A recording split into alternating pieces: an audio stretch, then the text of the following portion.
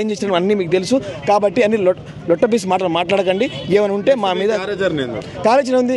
జిల్లా కేంద్రాలుగా యూనివర్సిటీని ఆసరా చేసుకొని ఈ ఉద్యమాన్ని తెలంగాణ మూవ్మెంట్ ఎట్లా అయిందో ఈ ఉద్యమాన్ని ముందుకు తీసుకెళ్లే జాబ్ క్యాలెండర్తో పాటు 2 లక్షల ఉద్యోగాలు బాకీ పడ్డ 1 లక్ష ఉద్యోగాలు మొత్తం 3 లక్షల ఉద్యోగాలు ఇవ్వకపోతే కాంగ్రెస్ పార్టీకి మనుగడ ఉండదు.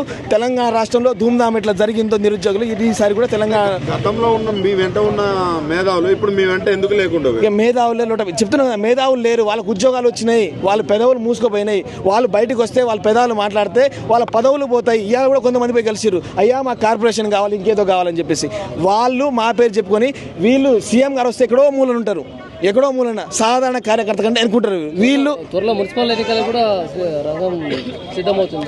ఇక ఓడిపోతామని తెలిసిన తర్వాత ఇంకా ముందుకెళ్తే ఇంకా ఘోరంగా ఓడిపోతామని చెప్పేసి అంతో కొంత ముందు పెడితే బాగుంటుందని చెప్పేసి ఆలోచన ఉన్న ప్రభుత్వం కాంగ్రెస్ ప్రభుత్వం. కాబట్టి దాని గురించి మాట్లాడాల్సిన అవసరం లేదు.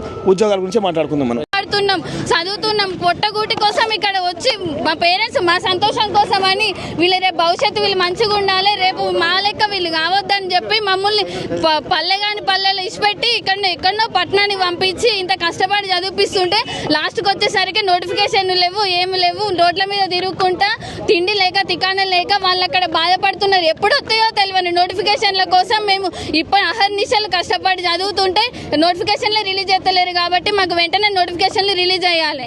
అందరు గవర్నమెంట్ ఉద్యోగాలు సాధ్యం కాదని అంటున్నారు, మంత్రి ప్రైవేట్ ఉద్యోగం చేసుకోమని. ఇప్పుడు ఉన్న ఖాళీలు ఉన్నా కానీ అసలుకి ఖాళీలు చూపెడతలేరు కదా.